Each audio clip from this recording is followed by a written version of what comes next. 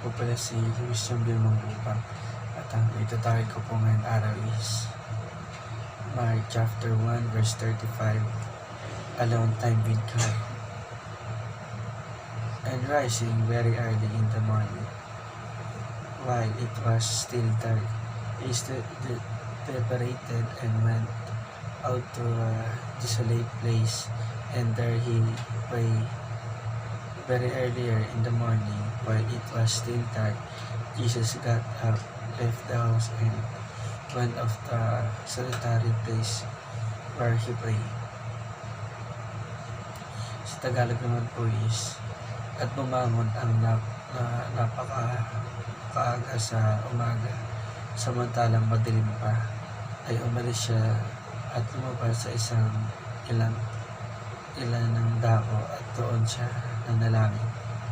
Sa NIV po is, kinumagahan habang madilim pa, si Jesus ay bumangon, umalis ng bahay at pumunta sa isang lugar na nag-iisa kung saan siya nananalangin.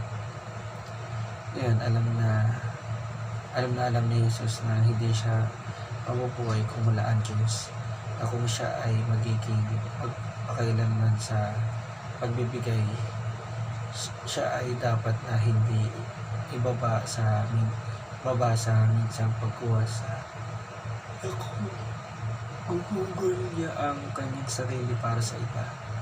Dapat siyang patuloy na magpatawad ng mga espiritual na pagpapalakas upang tulungan siya. Ito ay layunin, ito ang aktibidad nitong umaga. Pumunta siya upang makipag-usap sa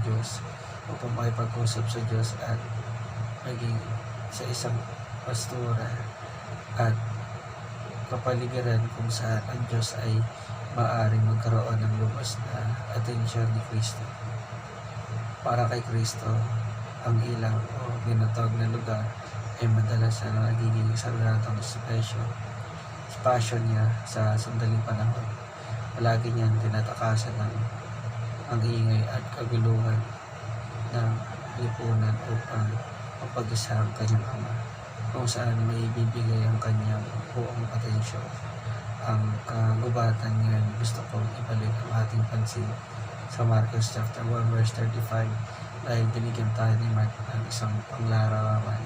Sinasabi sa ating ng banal na kasulatan na nagpunta si Jesus sa isang tinatawag na lugar upang manalangin. Go in your room, close the door, pray to your Father who is unseen, and your Father who sees what is done in secret will reward you. Just want to remind you in a fresh way today that God has made for you communion with Him for relationship with Him, for intimacy with Him. Ilan po naway may natutunan po tayo. Salamat. Thank you.